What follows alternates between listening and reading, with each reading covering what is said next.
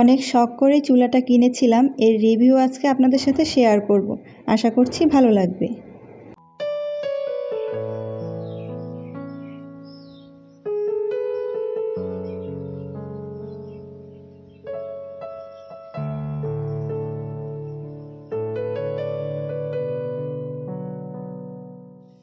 আসসালামু আলাইকুম এভরিওয়ান, কেমন আছেন সবাই?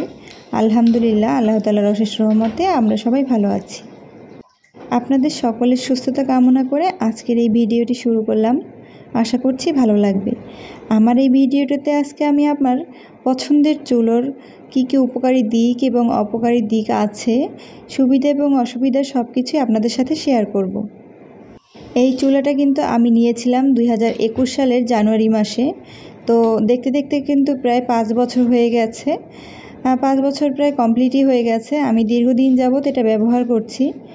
এর কিছু সুবিধাও আছে এবং অসুবিধাটাই বেশি আমার কাছে মনে হয়েছে। এই চুলাটা নিয়ে কিন্তু অনেকের মনে অনেক জিজ্ঞাসা ছিল।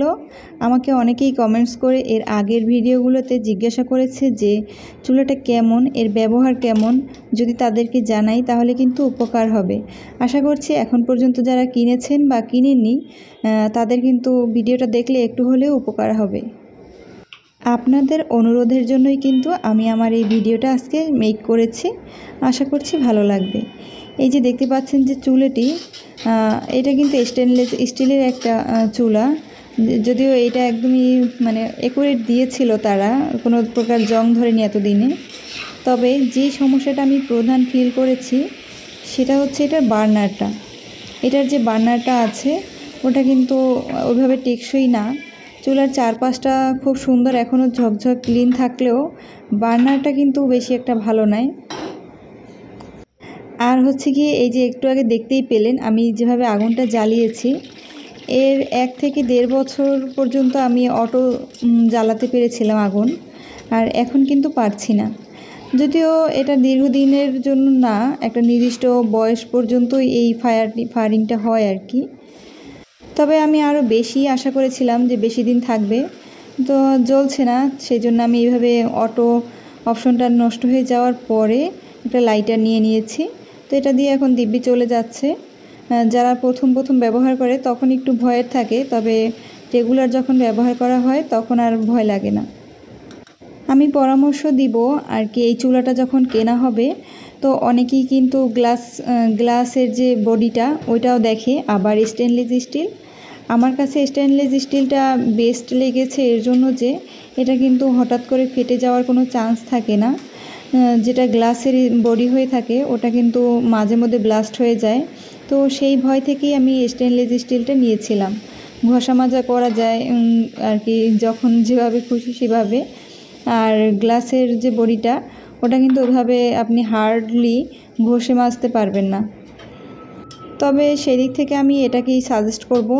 আর মেইন যেটাকে আমি ফোকাস করব সেটা হচ্ছে গিয়ে বার্নার।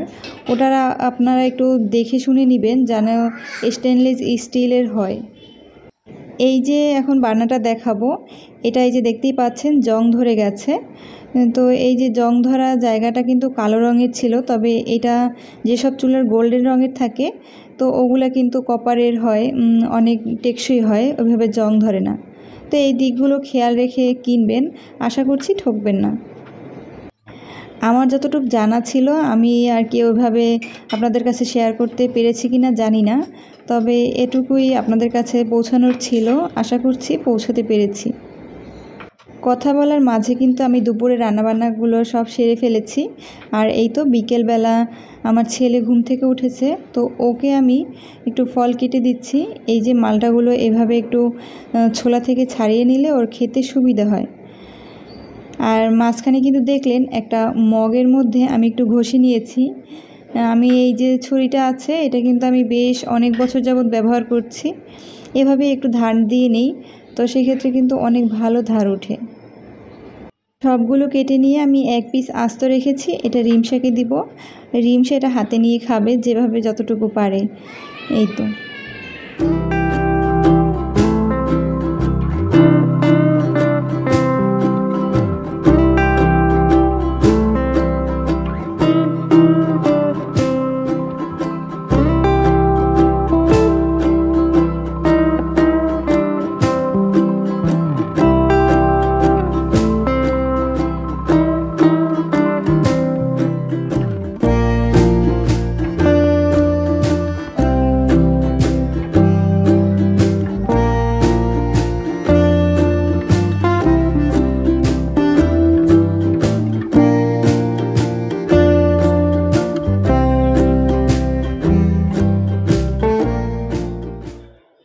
সন্ধ্যা হয়ে গেছে আর চায়ের সাথে কিন্তু পপকর্ন সার্ভ করব।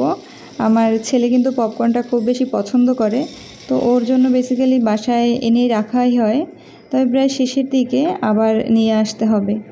এই তো একটু লবণ আর তেলের মধ্যে একটু ভেজে নিব, যখন 2-1টা ফুটে আসবে তখন হচ্ছে ঢাকনাটা দিয়ে দিব আর একদম অটোমেটিক সব কিছু হয়ে যাবে।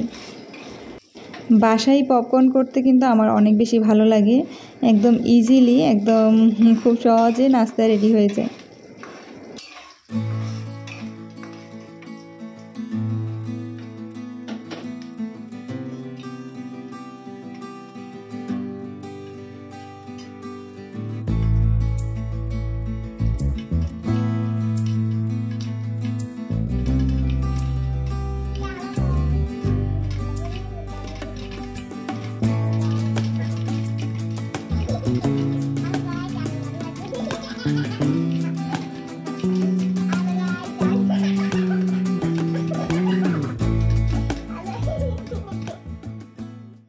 এই তো বাচ্চাদের নিয়ে এখন সন্ধ্যাটা উপভোগ করব আর আপনাদের থেকে এখান থেকে বিদায় নিয়ে নিচ্ছি। আশা করছি আমার এই ভিডিওটি আপনাদের ভালো লেগেছে। ভালো লেগে থাকলে প্লিজ ভিডিওটাতে একটা লাইক দিয়ে দিবেন আর আপনার মূল্যবান মতামত আমার কমেন্টস বক্সে জানিয়ে যাবেন। আল্লাহ হাফেজ, আসসালামু আলাইকুম।